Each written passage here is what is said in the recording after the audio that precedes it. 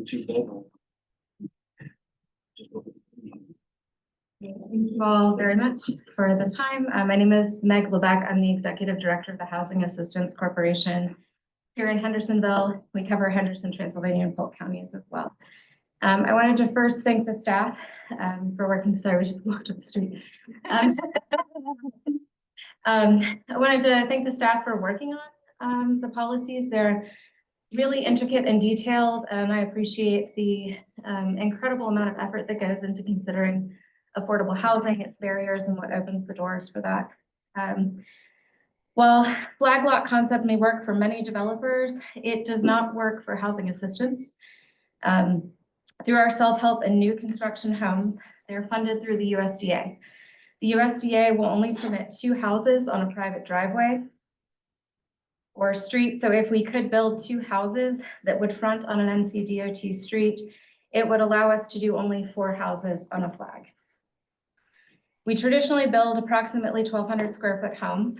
We found that building those homes in R6 with 6,000 square foot lots works very well. That gives families ample yard area for swing sets and outdoor play areas for kids. Building a 1,200 square foot home on a 2,000 square foot lot would not give young families a quality of life. We feel that affordable housing should still be great housing. Teachers, police officers, firefighters, the retail workers that are the backbone of Main Street, those people deserve great housing. The one unintended consequence of allowing more dwellings per square acre is that it could make the cost of property go even higher. So what is the value of an acre if it suddenly holds 10 homes? Removing multifamily dwellings as a permitted use in PRD, the planned residential development, will require tax credit projects to revert to urban village conditional zoning districts. This district has design standards, parking, loading standards, street tree requirements, and additional landscape or buffering standards. Additional requirements such as these drive up the cost and could cause projects not to be eligible for tax credits as affordable housing. I think, as you all well know, the math to get to affordable housing is incredibly complex, and it's often limited by the sources of funding as well as the zoning. So thank you for your consideration of those additional details from us. Thank you. Meg, can you send those comments to us? We'll share it with the community. Thank you. Okay, we need to approve the agendas for today.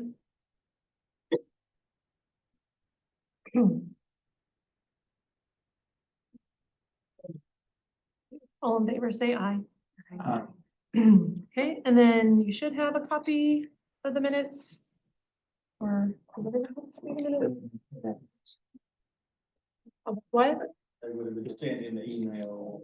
Everybody, okay. And just a motion to approve those. So moved. Okay, seconds. Second. Okay, and all in favor, say aye. Aye. Okay. Motion. Thank you. Okay, statewide Bowen research.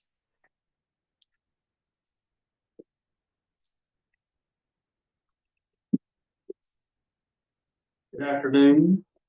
Okay, you got it. I'll make sure. So we shared this in the agenda packet, but wanted to review a recent update to the Bowen studies. You know, Patrick Bowen did a study for our region in 2019. And so just recently, as part of a project with the North Carolina Chamber, North Carolina Realtors, and the Home Builders Association, he did a statewide study as it relates to a housing gap analysis. So we looked at that. That information came out a couple of weeks ago. Felt like it was pretty pertinent statewide.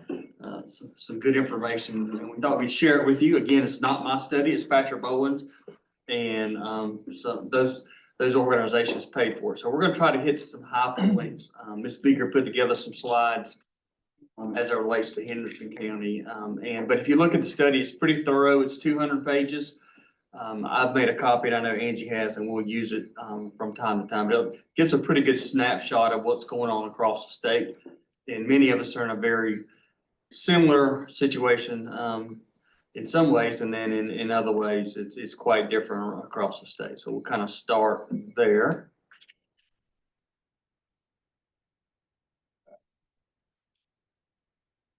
Am I going forward, Alice? There it goes. All right. All right, what's going on? All right, there's that. All right, there's a little bit of that. You can see here was the Chamber Foundation, paid for it, for the 100 counties, and it also looks at 2024 and also projects into 2029, and we've got, they would, he suggested a healthy housing plan addresses the following. Looks at household growth. It looks at our unhoused population, substandard homes, cost burden, commuting workforce, as well as job growth and, what provides a healthy vacancy rate. So that's what a good housing program, if a community has those things and takes those things into consideration, then ultimately we're in a good spot as it relates to providing housing. Some information out of the study here. You see the population, for Henderson County as of 2024 at 120,235. He projects a 2.5% growth rate, through the next, 4 or 5 years. So it puts us at 123 there. The median income is 67,613 in 2024. By 2029, they project 81 to 168. You'll see that 20% increase on median household income. That ranks us in the top 10 in the state of North Carolina for those. So as far as growth of median income, not as it relates to the number itself, but the growth of the median income is what that's, so that's showing that the median income in our region is going up compared to other folks. So, generally a positive thing, but it will play into, but we're in the top 10. Look at the number of households in the county. Again, an 8% growth there, 2024, 51,173, and then, would increase to 62,687. So growth in the number of households. Yes, ma'am. So those numbers, like the growth in households and the growth in population, doesn't really seem to correlate. So smaller households compared to, probably gonna be single, 2-family households, Okay. retirement, is the way I would project that versus population. The population compared to the rest of the state is probably growing at much higher level as it relates to the number of people in a household. Okay. How I would interpret that. So if we want to dive deeper, we can try to look at the research. That's how I interpret that. Okay. You'll see that, our households under 35-year-olds are the slowest growing, 0.8%, 35 to 54, 1.8, 55 and above, would be a 4%, which would make sense as it relates to the number of households and the population there.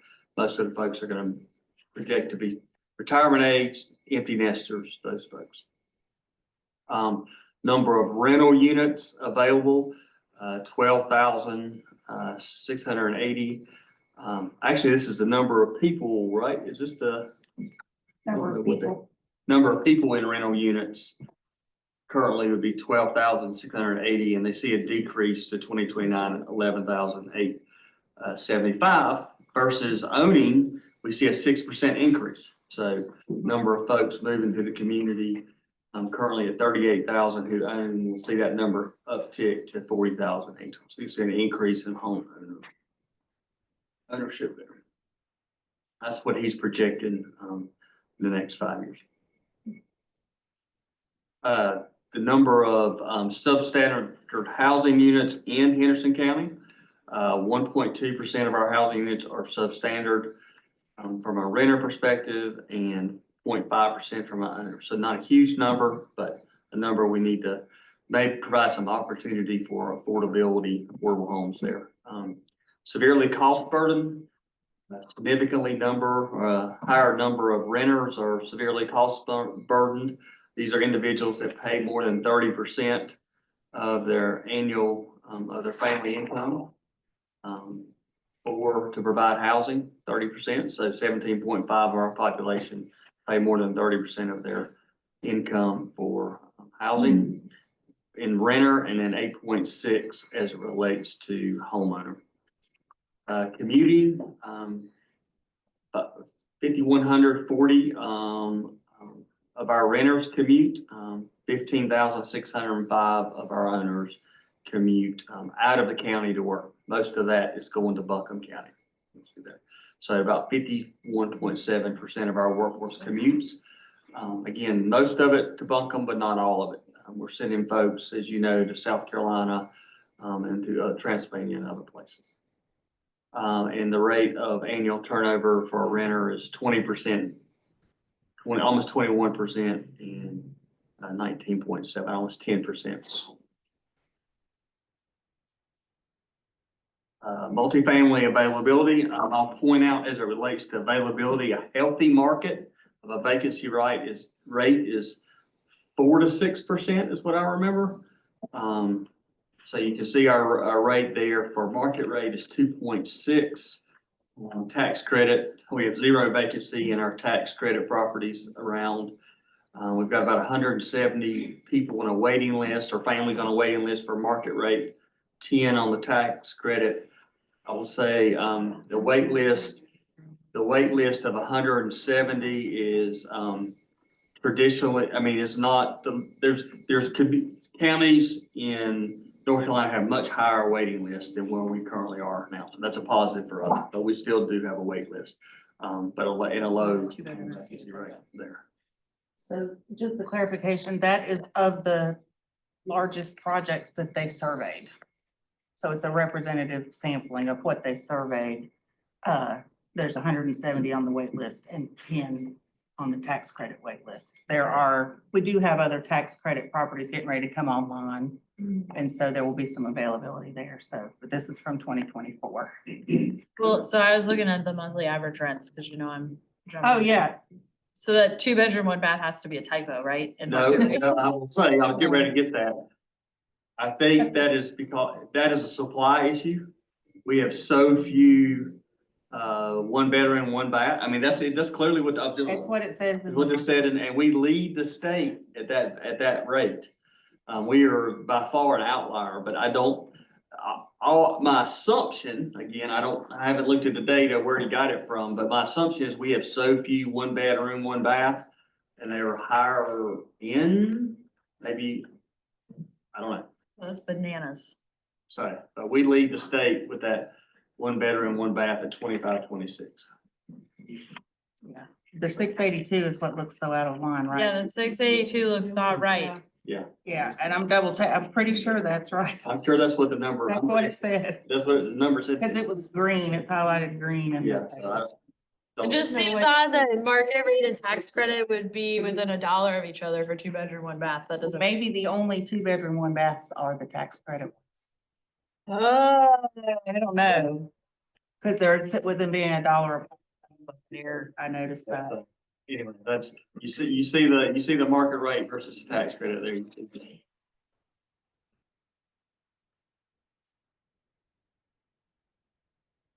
I'm surprised about the number on the wait list for tax credit properties. I could probably count 10 people that I know that are on waiting lists for tax credit properties. Like I said, I think it's what they surveyed. Yeah. That's what they surveyed. Owner unit availability, you'll see the availability rate of just 0.9%. Average list price $763, median list price $528,250.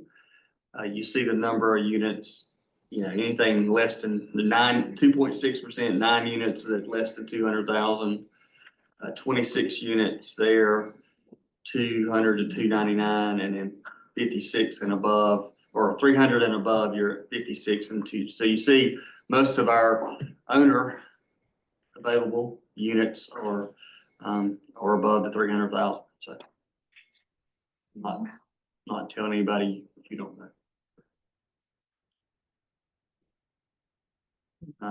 Rental county unit rent versus owned income. You can see there that what they're projecting as far as, folks, their income is less than 15,000 who rent and own their 2024 versus what they're projecting in 2029.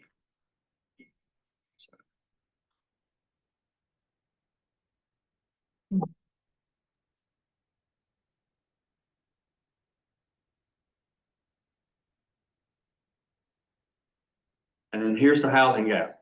You'll see folks with the AMI, percentage of AMI less than 30%. AMI income of 28,207 rental units, 71. Nobody in that category is what is based on the survey. There's no housing units available for those folks. You can see the AMI 30 to 50, 89 units of that income in rental, 41 homeowner occupied or owner occupied units. The greatest need, looking at the numbers, the sheer numbers, is if you look at anywhere from median income of 51% of area median income, all the way up to the 150th. 150th percent is where the huge gap is on the number of available units needed to supply our community at both the rental level and the owned units there. And then as you go higher above the 151, so.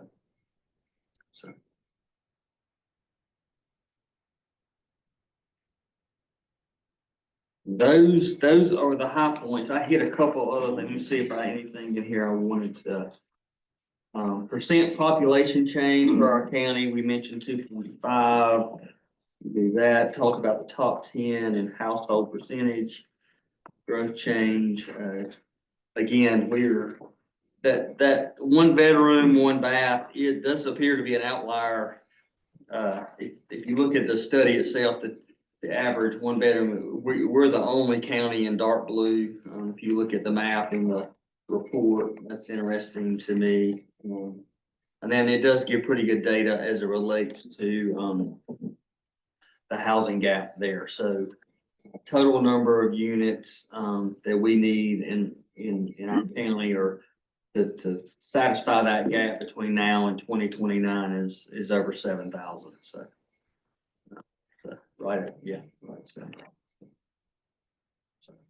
any questions? Again, the complete analysis is in your agenda packet. I'm happy to. This is just a comment, but for like the numbers that we see from the MPO and the DOT numbers for growth are higher than this, like substantially higher. Which I think correlates more to the households as opposed to the population, but how do you find a happy medium between those numbers? Like, I mean, there's obvious projected growth for the community in an upward fashion. Mhm. But the transportation world has our population growing at a much higher rate. And so how do you figure out where those numbers would settle? I Do you think think transportation is like including maybe like temporary population, like visitor snowbirds and visitors and stuff like that? Well, no, because these are like expected population growth numbers. So our DFI study, I don't remember the population numbers, but the housing unit numbers were higher, Much higher, right? much higher. And so I feel like that it's one study done in more at a bird's eye view. And, we have a more localized study. Okay. And so I would look to the localized numbers first. I think this is still indicative of a huge need, I think our DFI study is probably more on target for us because it was more localized. And it was done through interviews and things like that, so. And just to point out too, like the substandard housing units, because this study didn't include Helene, I just wonder like how much higher those numbers are, because there are people in this entire county and region that are living in not good conditions after that. And I think that like, I would wonder how high that number actually is. for renters and owners. So, Seems like a- well, no. You add up rent and home. It adds up to the 51,173 households, but the 2023 numbers don't come close to the 62,000. So something is wrong here. It could be a typo. Check your study, but they did do a disclaimer at the beginning that some of the numbers may not add up due to Yeah, round. but they have some households missing. Yeah. Well, this report is out there. It's in your packet. Yeah, I suspect that it will be shared with, I think the reason they did it is, as it relates, we go into the long session of the General Assembly this year. I suspect it will be used in the long session in some ways to, one of the things that it talks about in here is as it relates to local government regulation and, other things related to providing housing. These numbers will be referred to, I'm pretty sure, in Raleigh in the next 2 years. Just want to make you aware of that. so we need more housing. Yeah. What? Gotcha. We're crushing it. Okay, we have a water, But one thing that was kind of surprising, maybe not surprising, but is the people always focus on the lowest income as being the largest need, but I think this does document that it's truly The the middle, middle, That's right. even the upper middle. even the upper middle. Yeah. And it talks about. It recommends that each community should have their own independent strategic housing plan. Really what one of his key takeaways is compare what other folks are doing around the country, but each community should have their own plan. Bug life. the study that came out and just like the economic numbers of what having the adequate supply of housing would do to the state of North Carolina is, I think, indisputable that we need more housing to be able to, fulfill our workforce and to make us a very competitive state. So. Sheila, did you guys get those? Did they circulate? I mean, I know we passed it out, but Circulate. there was a study that the chamber did for, well, North Carolina chambers, right? And so it just, what was the number? Like, Or if. if our housing needs were met, essentially, the Economic growth in the state. was like 4 billion or something like that. I mean, it's just a crazy number. Yeah. I have a question. I received an email from the North Carolina Housing Coalition. Remember, we went to that thing last year and I've been listening to their podcasts and I get emails from them. And today I got one stating that the Department of Housing, HUD, was discharging 50% of their employees. And all the cuts, I mean, the email's talking about all the cuts that are gonna happen. And how is that gonna affect what we're trying to do? Just thinking about Connie. It's a great question. Yeah. I don't think even HUD knows. Yeah, I'm not just joking, something yeah. to consider, federal funding that's gonna be cut. Any other comments on the study? Okay, and then Adam Stewart is here to discuss the water system sewer update. Oh, boy. Good, yeah, everybody, thank you. Really looking forward to speaking at this group, as usually it's all pipes and flows and so it'll be good. I'm Adam Sturr, I'm the utilities director here with the city of Hendersonville. I've been with the city for a little over 7 years. I was the department's engineer for about 6 years up until the summer of 23 when I moved into the director role. Also a native of Henderson County, so I'm very passionate about serving the area with the reliable and high water and sewer service. So today we'll do a quick utility overview. just overview of our utility and background. We'll go over some affordability practices that they're industry-wide practices or best practices, but ones that we use in Hendersonville. We'll give a little overview on our new connections, what that's been looking like for the past 2 years and where that's been occurring. We'll do a quick overview of system development fees, and then get into a quick overview on projects and resilience. And please stop me at any time if you have a question. I want this to be informal. So background on our utility, we serve about 80,000 people, water service.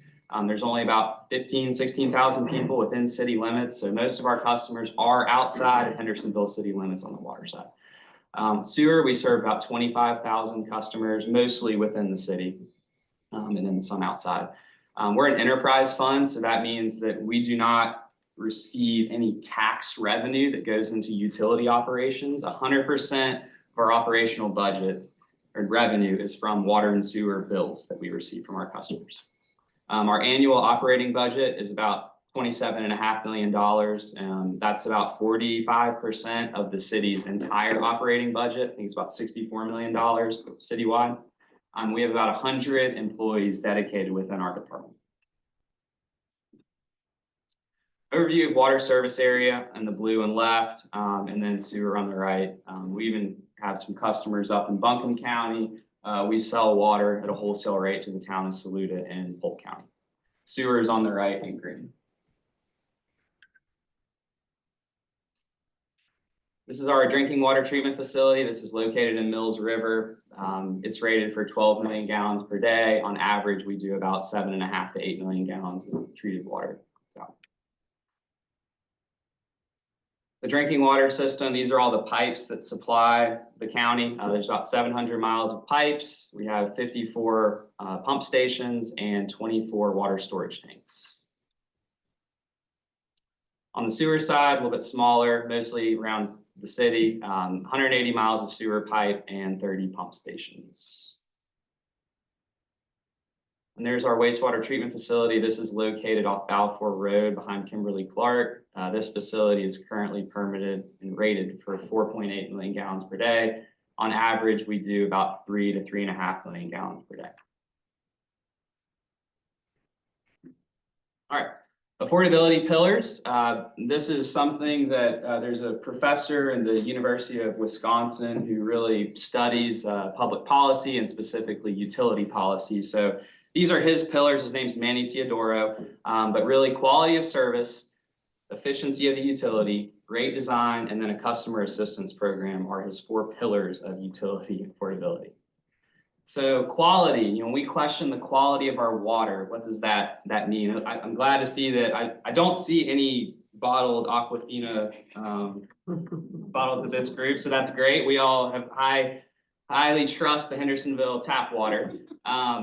But what does this mean? It means that the customer is going to go seek out an alternative. Well, the alternative is very expensive, right? You can see the cost for a couple different sources of drinking water. And just to remind everybody that our tap water delivered to your sink is less than 1 cent per gallon. So there's actually some research done on this. This is of Houston, Texas. So you can see, I guess these are quadrants or maybe neighborhood zones in Houston. The blue dots are these portable water filling stations. You can see, I think there's a picture of one on the right, this Windmill Express. So that's what those are. So that's the distribution of those filling stations in Houston. You can see the overlay is the median income of the folks that live in these areas. So it's pretty clear that the marketing folks for this water filling station, they know that traditionally lower income populations do not trust the government in general, and they do not trust tap water. So they seek out alternatives, which are these expensive filling stations. So the importance of quality, providing and maintaining a high level of tap water is probably one of the most important things that we can do at the water department for utility affordability. And educating the public about the quality of our water and how we test it constantly and how it's safe to drink is a very important pillar in our affordability house. The next is affordable rate design. So these are best practices. We do all of these actually. We did a big overhaul on our rate structure about 2 years ago, but monthly billing, basically we send a bill out every month. Would probably don't want to send out bills every 2 months because the bills are usually bigger and maybe they're higher or they're more difficult to project. So we bill monthly. We also have a smaller base charge. So base charge is what you pay flat amount, regardless of how much water you use. And basically it puts the control in the customer's hand on how much water they use, the higher their bill will be. We also have an inclining block rate structure, which means basically you have these tiers. Yes. So if you use less than 3,000 gallons a month, you pay a lower rate per gallon than if you use higher amounts of water. That's actually really reflective on our costs to provide that service. It costs us more money as a utility to provide a higher amount of water per house. So it's justified there, but it also gives the customer more control. If they use less water, they will pay a smaller bill. And then we also, there's another is this low initial volume tier. So that 0 to 3,000 gallon mark is actually a slightly lower cost per unit to serve. So that really helps maybe the smaller households, low income households that don't use a lot of water compared to larger homes that use more. Any questions about that rate design? So an average utility bill, on average, our residential customer uses about 3,500 gallons per month. So I actually noticed my median household income data is probably a year or two older than the Bowens report. I think Henderson County was like $67,000. So it's gone up a little bit since my data. But you can see the Hendersonville median household income is about $50,000. Our monthly water and sewer bill on average is $68. So that an annual bill of a little over $800, which is 1.6% of the median household income in Hendersonville. In Henderson County, most of our sewer customers outside of the city most of our customers are not sewer customers, so it's water only in Henderson County. So you can see the similar metrics there. Henderson County has a higher median household income than the city. And what does all that mean? Well, recently there's a national utility affordability survey. I think it's the Low Income Housing Water Affordability Program. The average percent is 2.7% of median household income is what is spent on water sewer services per year. So we're below the state average. The third pillar is efficiency. So we operate our utility at the lowest possible cost without sacrificing the quality of service. And one of the biggest underlying trends in the utility world is larger utilities, those that serve more customers, generally have lower rates. It's a lot of just economies of scale. So it's more efficient for us to serve 80,000 people water than maybe a town or a private system that only serves 100 people, just because of the economies of scale. So there's a trend there. So that there's a lot of benefit in being a larger utility in our rates. The last is a customer assistance program. These are difficult to manage and make sure that the folks that need the assistance on their utility bills get that assistance. So we do have our H2O program, our Helping Hand Outreach. This is a partnership with the Interfaith Assistance Ministry. This is a donation-based program where folks can elect to add some money to their water bill to help those in need. And it goes through IAM's income qualified assistance. And I will say this is one area that we're working on improving. I think we haven't marketed this enough to our customer base, administering it. We're working out some improvements to that program. But this is something where I'd like to really see improvement in the utility over the next year to really help those customers in need. Obviously, disconnections, switching away from the utility pillars, I provided an overview of our disconnections for non-payment graph. So as all other utility providers do, if payment is not made, service is discontinued. So we've been working really hard over the past 2 years to improve our billing system, notification system, and really encourage our customers to enroll in direct draft and automatic payment.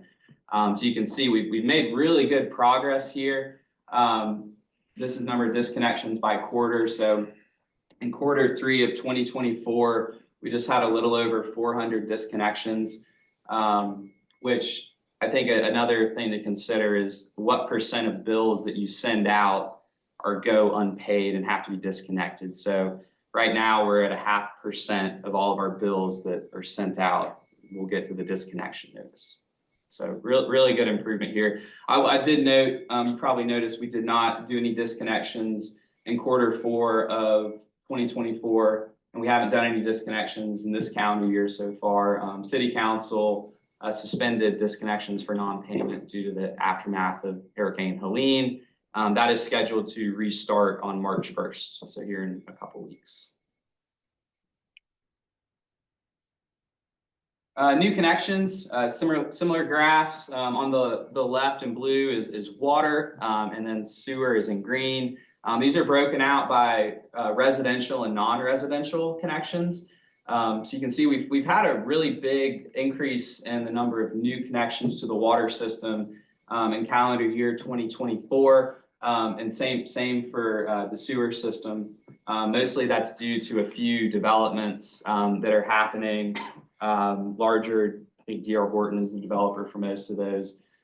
Here's an overview of where these connections are happening and a better breakdown on the numbers.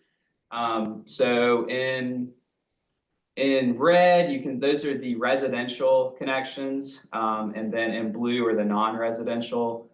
Within the city, there's been 292 residential connections, 29 non-residential, 320 total.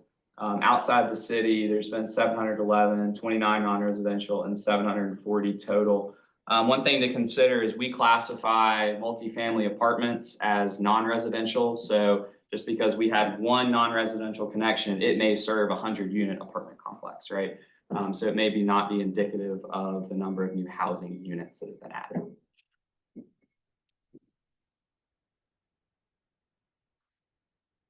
System development fees, what are they? These are fees that are assessed to new development only, or new connections to the systems, with the philosophy being that the growth of the area pays for the growth that's needed of the water and sewer system. So the lack of these fees places the full cost of the infrastructure upgrades and expansions on the existing ratepayers. We talk about affordability for new homes and new customers, but we also should keep in mind affordability of our existing customers and existing residents. The collection of these fees began on January 1st of 2025. A lot of these fees are really based on how much water and sewer you use. So some utilities will just charge all new houses the same, or maybe all meter sizes the same. Well, maybe that may not be the most equitable approach, as there's strong data on our system that supports larger homes use more water and sewer. So to be equitable, they would pay more. So that is one thing that our council and folks that were participating in the study, we wanted to get through for an equity standpoint and affordability. There's a lot of numbers on these screens. This is the fees. I guess the important take home is if you look at the top, residential. Residential, you can see, is broken up by the heated square footage of the home, and you can see the cost of the fee trends upward based on more demand, more water usage. there's a multifamily per unit charge, multifamily apartment complex units use less water and sewer than a single family home, so they're paying less for a new unit expansion. Our city council has phased implementation of these fees.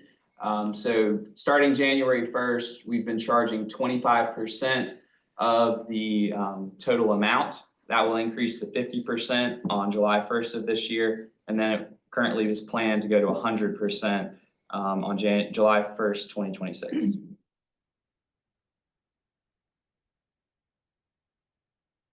How do we stack up with other utilities? And this data is from 2023. We're generally in the middle. This is a single family home, I think 2,100 square feet as the basis here. So $1,400 for a new water connection. On the sewer side, very similar in the middle with our utility peers across the state. Affordability.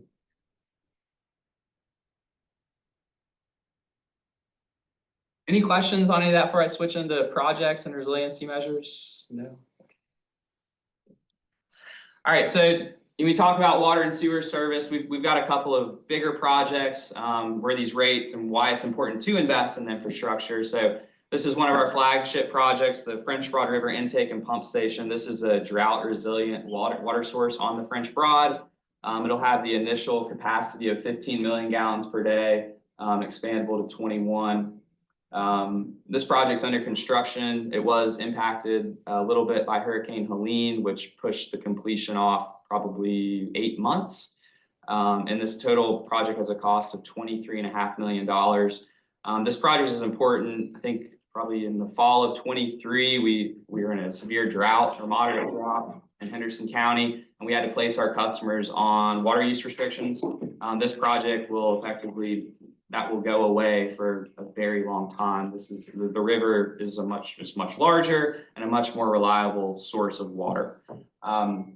Here's a photo of the site right next to the French Broad. It was constructed at the 500-year flood elevation. We saw flood levels reach about 2 feet higher than that elevation. The floor of the pump station is about 14 feet above the ground. It's where the brick and the concrete meet is where the floor is. So everything was designed, all the electrical components and motors were designed to be above that elevation. We did sustain some very minor damage to electrical equipment that we're replacing, but substantially the intake and pump station really weathered the storm rather well, considering the magnitude of the event. Again, very expensive to build infrastructure that can withstand events like this, but it's very important for how critical they are to the system. Another project is an expansion to our water treatment facility, just installation of an additional water filter. This is good for redundancy. We'll have extra filters to take offline and backwash. But also it gives us some additional 3 million gallons per day of capacity at the facility. This project's under construction. Project cost is $2.4 million. Another item we spend a lot of money on is generators. We have over 100 generators across our water and sewer systems. We relied on these entirely during Hurricane Helene. The generators at the water plant ran for 5 days, and we would not have been able to put water into the system without them. I think our diesel bill was like $7,000 a day. It's a big generator, but it's required to maintain service. We also invest in maintenance staff. We have personnel that are dedicated to maintaining these generators. There's over 100 of them. And also they're just expensive just to buy them up front and to replace them. So we have budgeted in previous years $200,000 to $300,000 in replacements of these units. Big project, the wastewater plant that's coming up. We'll note that this facility was offline for 11 days. After Hurricane Helene, we did not treat any wastewater for 11 days. And then it took about 2 to 2.5 weeks after that time to have it fully operational. It was severely flooded. So this project is replacing and upgrading the pump station in the front of the plant, also raising it for some flooding resiliency. There's also just a list of improvements that I won't get into, but it also will give us some additional capacity for future growth in the area.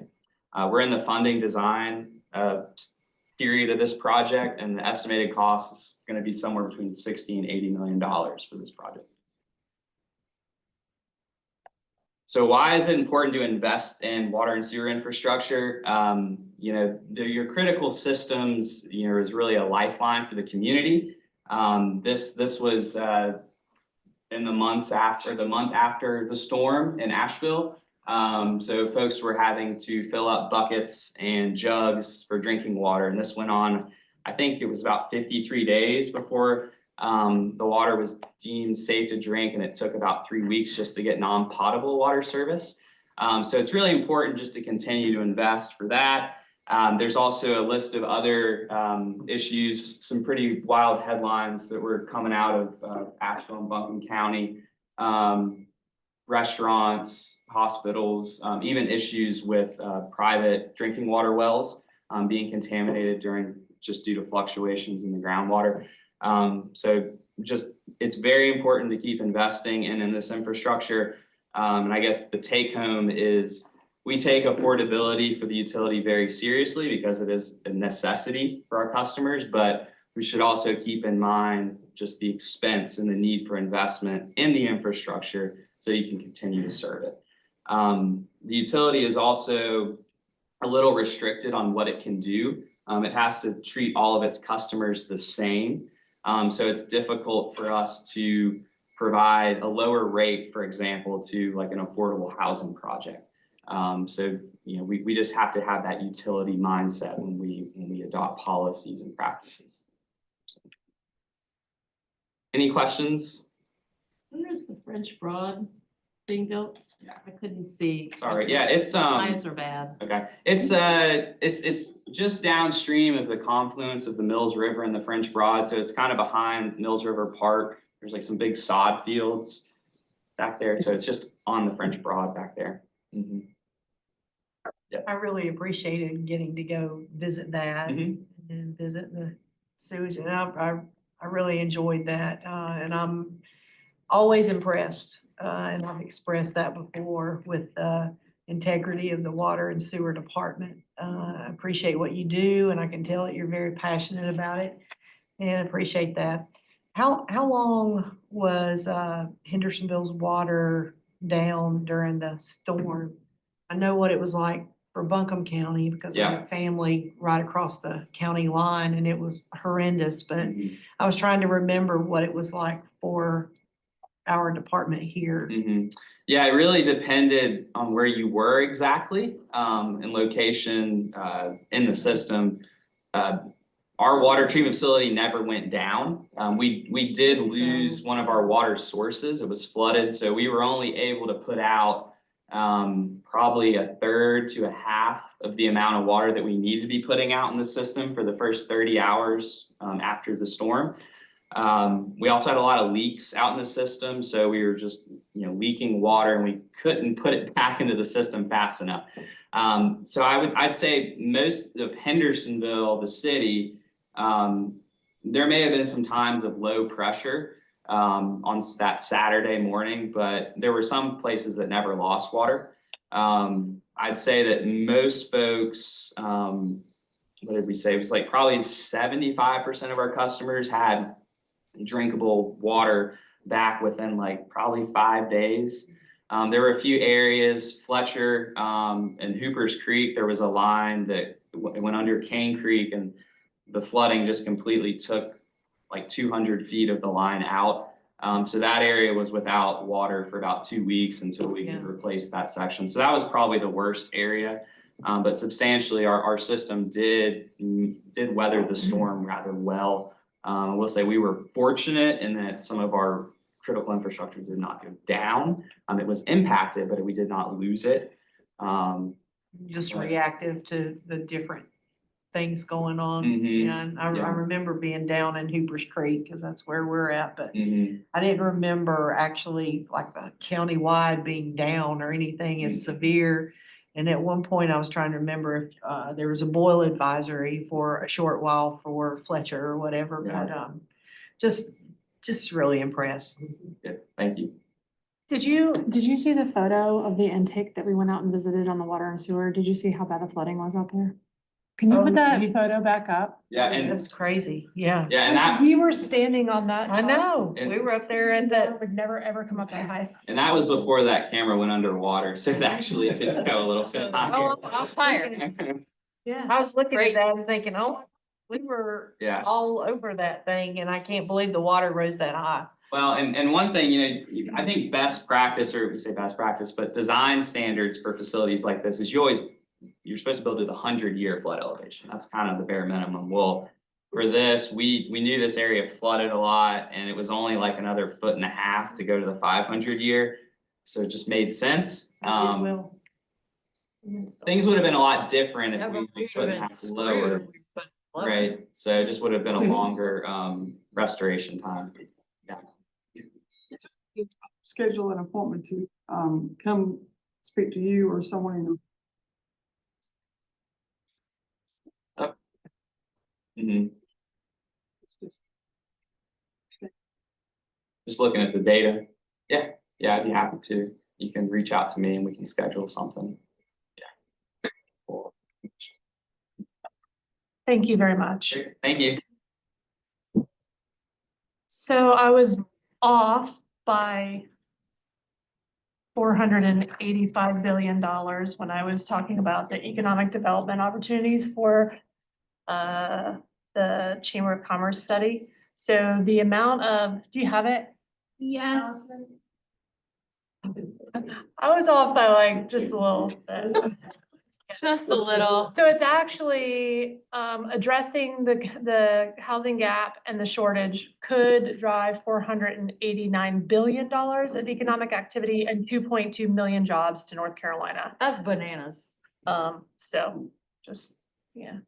I think there was a 4 in the number. Yeah. With more. It was just in the hundreds, not in the ones, With yeah. more numbers after that. Yeah, that's crazy. Did this, I don't think this group got that. No, is it, can we do that? Yeah, I mean, yeah, I'll be glad to see, it's a link, there's a link, you can go right to this website. Cause all this is on, Looked back at my email, I was like, surely it wasn't on there. I can send it to But you. you're asking me, I'm like, don't ask me, I don't know, Sorry. I don't remember seeing that. You feel like an idiot. Notebook of information. Well. Yeah, but it's, I mean, it's really interesting to look at and it does help like solidify the need to address this and that it is a statewide issue and it's not just here, but you know, by addressing it at a state level, also that gives us so many more resources to create housing and some policy around housing and it's good for the entire state. So. Yeah. All right, any questions about the water sewer update? Okay, Lou, it's your turn. Okay, so I'm gonna ask a couple of other folks to come up and talk, but just as a primer, a couple of months ago, we had an outside developer come to us, begin talking about some changes to our subdivision ordinance to allow a different kind of infill development within the city. It also sort of prompted a conversation amongst staff about some of the short-term, what we had previously talked about as low-hanging fruit zoning text amendment changes that we could make to our regular zoning ordinance. So there's 2 amendments that have gone to the planning board, one of which is from a private developer. Barry Bialik and Scott will talk a little bit about that one first. And then we'll also just give you an update on the staff-driven one.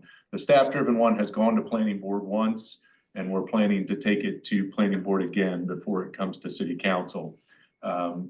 Barry and Scott's amendment did get a recommendation from planning board this last go around.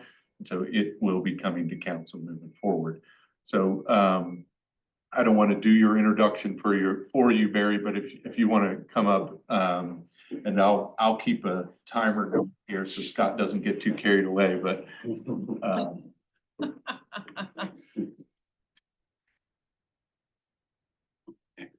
Hey, all, thanks for having me. So I always like to, I like to start with the why, kind of why we're here. So I grew up in affordable housing. I grew up in the largest subsidized affordable housing development in Brooklyn, New York. And I moved around. I went to, I think it was something like 9 different schools in 8 years. And housing stability, once I got to actually live in a stable house for a while, is kind of what gave me the economic path to kind of continue on and be here in front of you asking to change your zoning laws. So I chaired the Affordable Housing Committee for the City of Asheville for 6 years. So I got to see very intimately how policy works and how policy affects housing. So I'm when I was introduced as a developer, like the developer came later. Like I'm actually started out as a newspaper publisher. I kind of got into housing, and then I started building housing for people. And kind of I had to get into the developer, I had to put the developer hat on because that was the only way to get the land I needed to be able to build the houses for housing for the workers.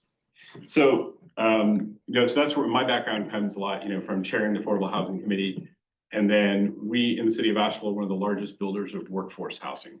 So I own in Asheville the Thirsty Monk, and I own a company called Compact Cottages. And what I try really hard to do is build houses that Thirsty Monk level people can afford. And I look for why, if I can't do that, what's wrong? So some of the things that we look at are the things that affect affordable housing so much and the cost of housing are policy, right? There's zoning, there's land policy. There's land, just the topography of land and the availability of it and the infrastructure that goes along with it. There's construction efficiencies. And then there's subsidies. Obviously, the subsidies is the piece that's needed to make the capital A affordable housing sometimes. So one of the things that, again, when the land ran out, we looked at like, how do we develop lots so we can create more land for housing? And then construction efficiencies is what we as a company focused on. So what we started doing is prefabricating certain house components. We actually do it in Fletcher. So we actually, we started doing is building houses for the city of Asheville and Fletcher and realizing we can build houses, less expensive houses, but there's not land to put them on. So we initiated some changes in Asheville to try to change the rules to change very similar to what we proposed here. So we can bring the cost of land down by spreading the cost basis amongst more houses so we can put our houses there. It was moving so slow, so we're actually finding that we were building houses in our facility in Fletcher to have to ship out to Durham because Durham has better land use laws. And so it was kind of sad that here we are trying to build workforce housing and we're having to export it because there's not enough land here to put it on. So that's kind of where we got advocating changing these rules. And the easiest way to change zoning rules is to work with where you already have the infrastructure. So if you have a house, you have land in the city that already has the water and the sewer, that's the easiest place to look at how you can put another one in. So we're playing kind of off of the whole ADU, the ADU model, the thing which is very successful in other markets. What makes ADUs really hard is that you can't finance them. So the only way, because they're deeded together, you need to be able to get the financing on your whole property. And then you're then also not creating a homeownership opportunity. So that's just kind of, some of the background of kind of why we're here. So it's a mix of policy, there's construction efficiency, which is what we're working on, land, which you can't create more land, but you can make your land more usable by adjusting your policies. And then, the subsidies. City of Asheville remarkably has not changed any of their zoning rules to make it easier to do housing since 2017.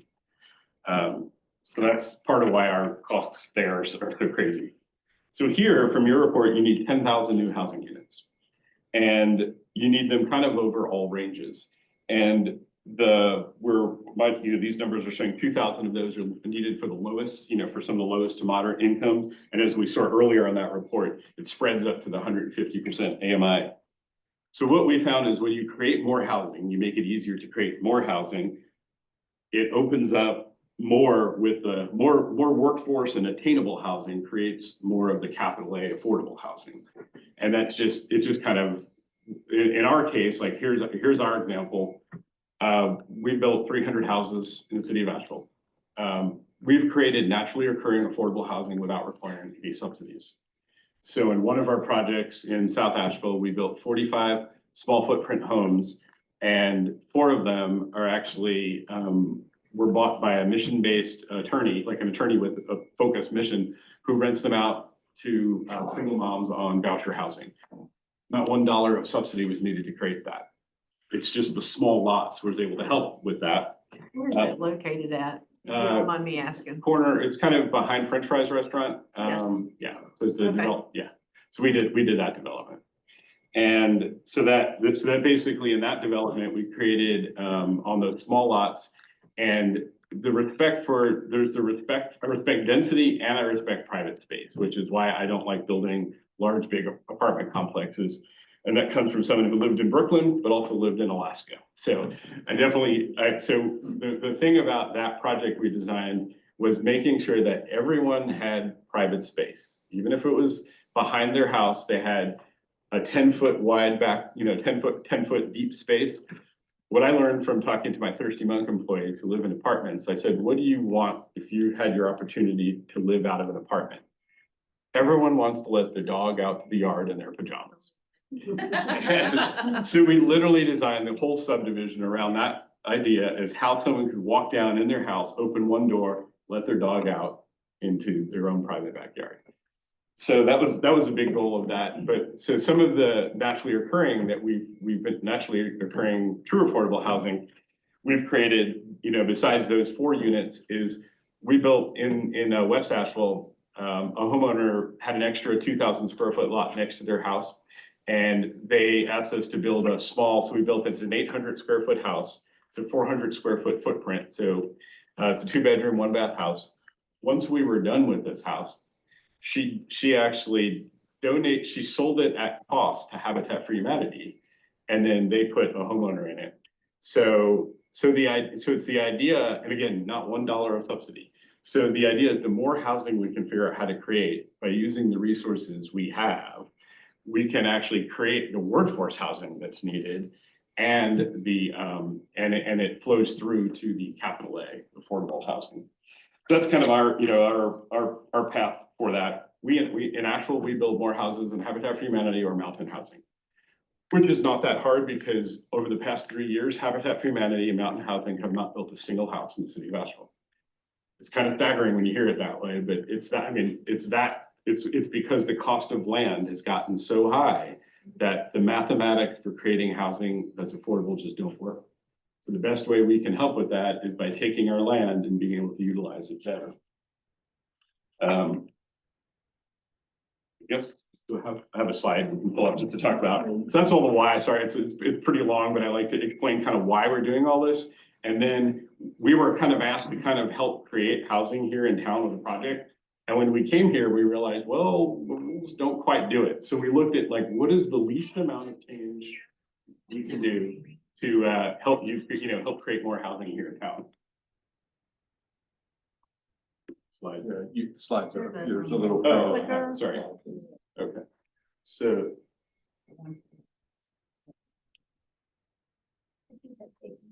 In the middle, and you might have to aim it a little this way. Maybe this way. Which one? Towards you. Maybe. Let me try it again. Okay. That's so weird that it starts zooming in like that. What is it doing? Was this information in our packet? I'm sorry to have to ask. These slides by chance? No, I don't think so.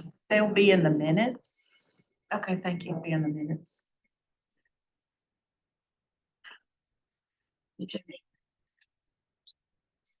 Okay, so this was just what I was starting with by saying that you need 10,000 housing units We saw before kind of where, you know, where that breakdown was.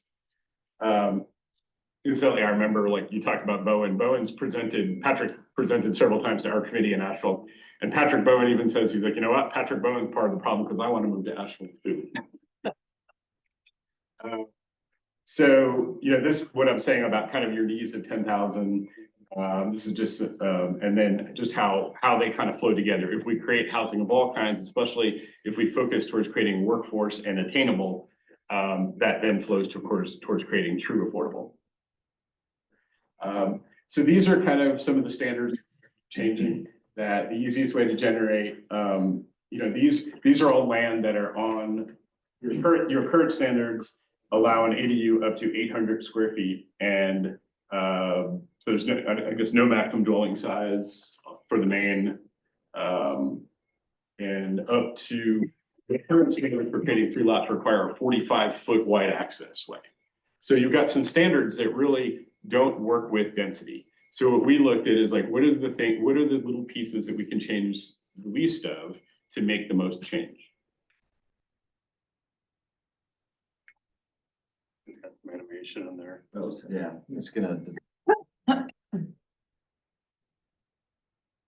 Oh, is this, we're showing standards, it could be, okay. On the left, it's really illustrating what would be generally a larger land development site with multiple lots. And on the right, it's sort of a zoomed in view with basically what you could do on an existing lot today, adding an ADU. That's really just illustrating, you know, kind of what the existing subdivision standards are in terms of absent building a public street, you're generally gonna have generally larger lots. It's generally gonna require a larger land area. Mhm. And if you advance one more, it should jump. Okay. So what the proposed standards are, and it's kind of, this is all based on what Durham, like, so Durham has some of the best land use rules that there are. And part of it is they were ahead of the curve. They changed them in 2021. And so what Durham allows is basically allowing to go to where there's infrastructure, 2,000 square foot lots. It doesn't mean every lot is 2,000 square feet, but it allows the flexibility which is needed, because when you're building, there's so much like with utilities and structure and road frontage. What you need as a builder is the flexible tools to allow you to put the houses where they work to create the density needed. So what we're proposing, you know, what this is, it's called it's a flag lot, which basically you have flag lot standards. What this would allow is to reduce the standards down to where basically more small footprint houses. So it creates smaller lots, but the idea is it's limited to smaller houses. Those smaller houses then fit better with the smaller lots, and it also then helps naturally limit the price point of them, because if we're topping these, I think at 1,200 square feet. How much yard and area around each one of those small homes? What's kind of set up based on, usually it kind of ends as a mix of individual private space and then kind of where some space is left is kind of community space. So example, if we build like a two-story 960 square foot house is 480 square foot footprint. So with a 480 square foot footprint, even on a 2,000 square foot lot, you're getting left with a small backyard and then, you know, a place to park your car. It's kind of like what I've read about community pocket neighborhoods where they have more community space and then just very small private space. It's really based on, it's basically the overall principle this is based on is called the cottage developments, which are really common in California and other places. But since you didn't have anything quite like that in your rules, this was the easiest way to create that. And what is really unique and great about flag lots is flag lots then have each individual deeded ownership to the road, which then allows your utilities to run to the road. And that's a really important part of like building, is making sure that you have a place to get your water and your sewer. So basically they can share a driveway. The driveway can cross over multiple flag lots, but each house has its own individual service lines to the road.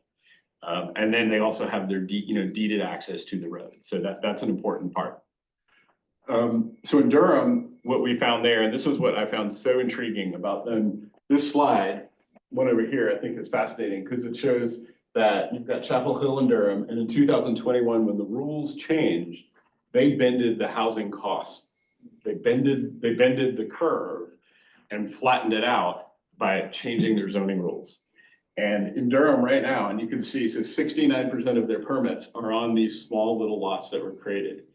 And so not only did it, keep the overall house costs down, but the houses that were on the small lots were running, I don't have that slide, but it was something like 35 or 40% below the cost of the average house are the cost of these small houses. So right now in Durham, in Durham, there's a abundance of new construction houses for sale for $325,000, which, is not a product that exists many other places. So, really Durham's rules, I thought, and were really a model, and that's what we kind of modeled what we're proposing here and what we proposed in Asheville, and we tried to take them and work with the closest that you have in your rule book for what's the least amount of things we can change to make this work here.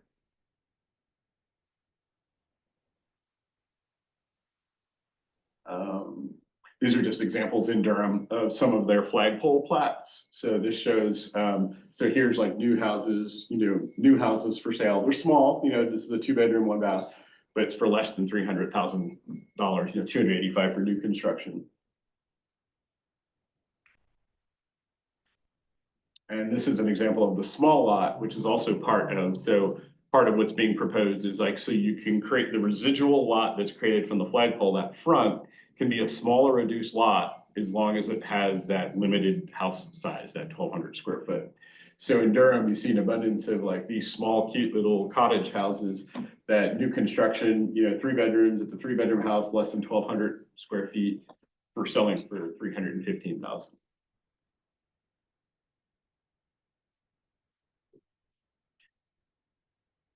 There we are. So, really that's, so what we've done throughout this process is we initiated, these changes here based on seeing how can we, the houses that we're trying to build for people, we're building houses in Fletcher, and how can we help with the housing crisis in our area? And what is the minimum amount we can change the rules to make that happen? So our factory actually, incidentally, I'm going to drop a couple of Easter eggs from what I heard today. So our factory, is over kind of we're close where Steelcase is and on Fletcher Commercial, but we actually just purchased the 22 acres around where your water tower is on Mills Gap and Bernie Mountain. So around where on the perimeter of that Dollar General, we just purchased that 22 acres and build out kind of our house factory on.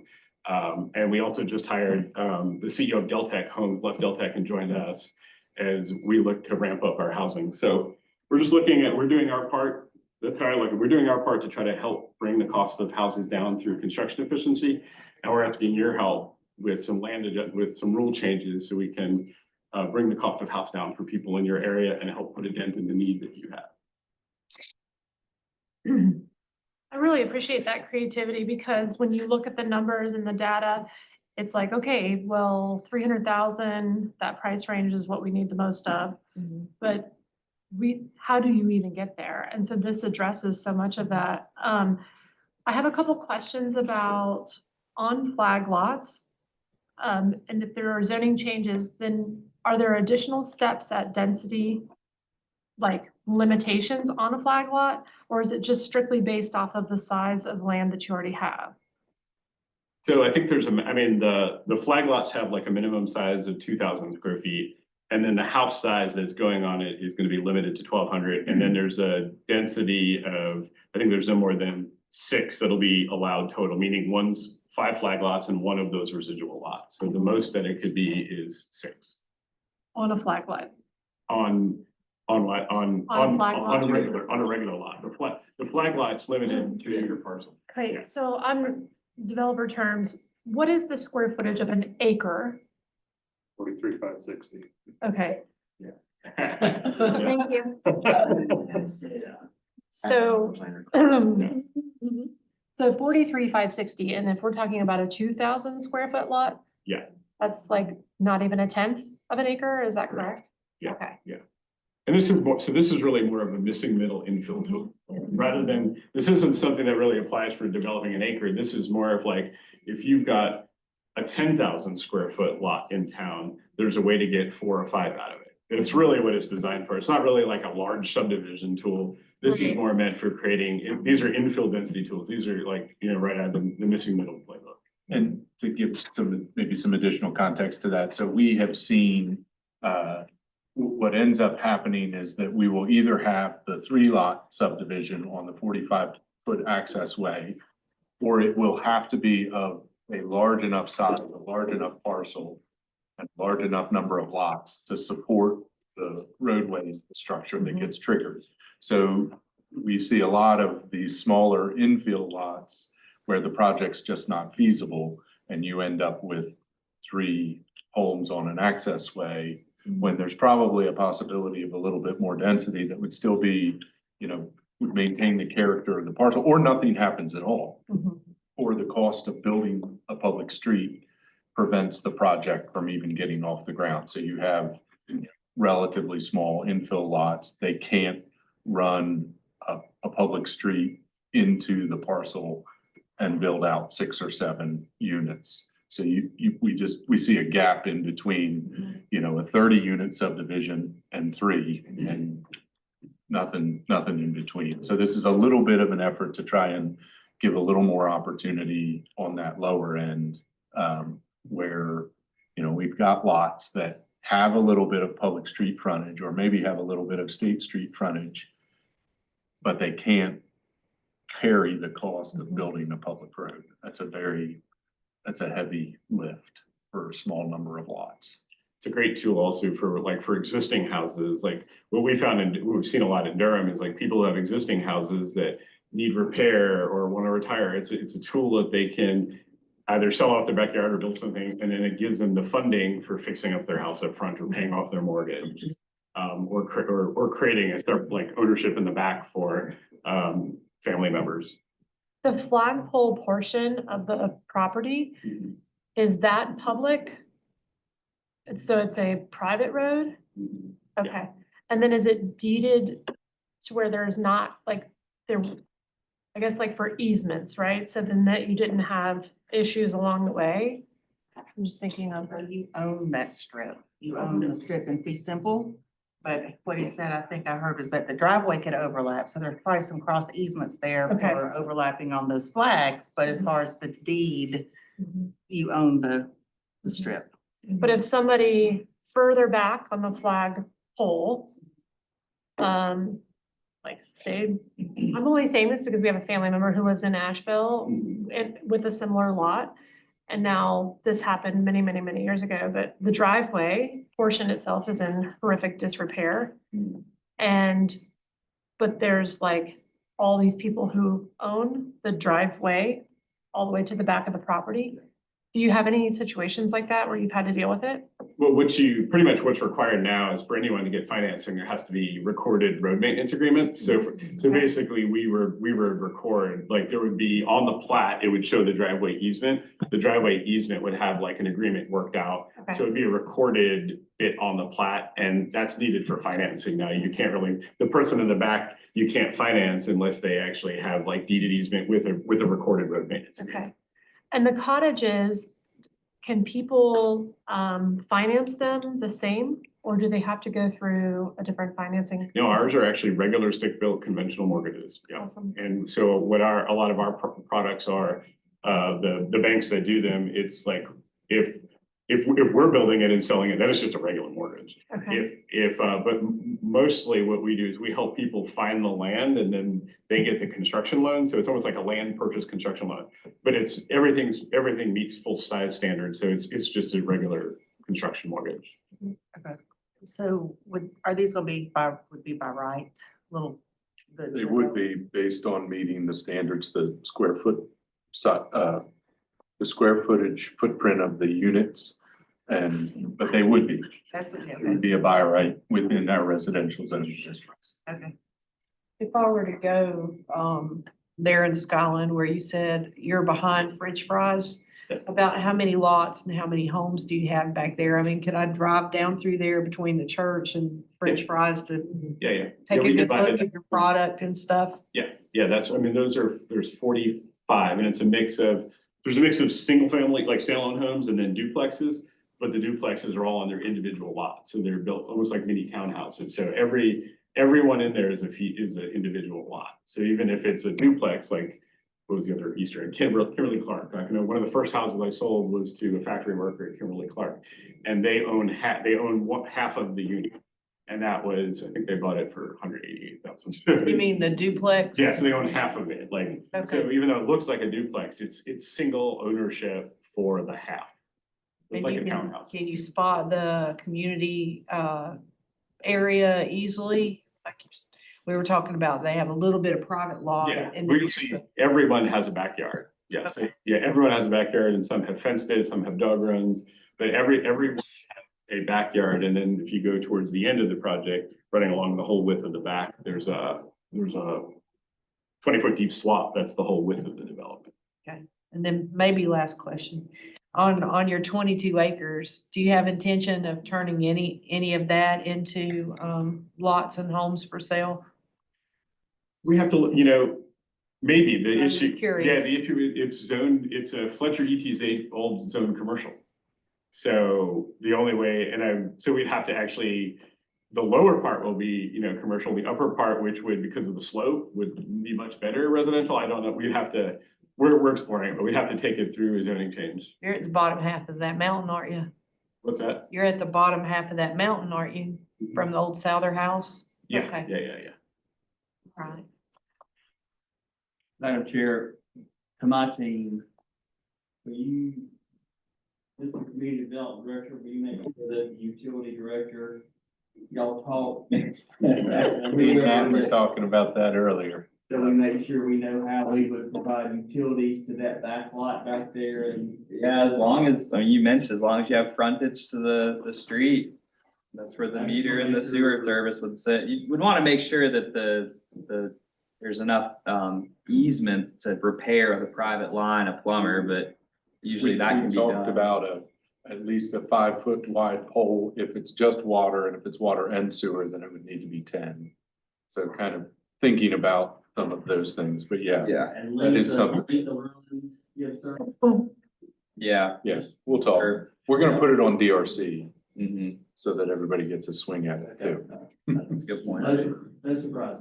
Yeah, I'm sure Durham's got it worked out, right? Yeah, a lot of it's private, I mean, those Yeah. are private sewer lines, so basically it's almost like, so we do this a lot with the master meter, we'll just get one water meter and then we'll run the private lines. And then the HOA kind of it's almost like it divvies it up, and that's sewer might be similar, where it's just one tap and then a private sewer line. Because there needs to be that kind of control, there needs to be, since it's maintaining the road, generally there's small HOAs set up. And they could administer the same thing, the water and the sewer. We We can- one water meter and one development fee. No, it'd still be per unit. Per unit, but they would be small. Our current policy is we don't allow, like for this, if you're gonna have individual lots, we would want each lot to have its own water meter. Then it leaves the HOA out of the utility business, which is recommended. I don't see an issue with lots with meter on the edge of the road. Well, we had over the hurricane, right? We had a situation where an HOA was in charge of water and it's not a good situation. Still leaking. Yeah. That's not good. Or a reason to not have it that way. Awesome. Can I just say one thing? I am all for infill development. I think it's a great option for the missing middle housing, all of that stuff. I just wanna make sure that we think about how we can maintain affordability, because this model theoretically maintains affordability, but if everything's just going through the private market, it's just gonna go up and up and up in cost. So I just wanted to throw that out there for our group to consider.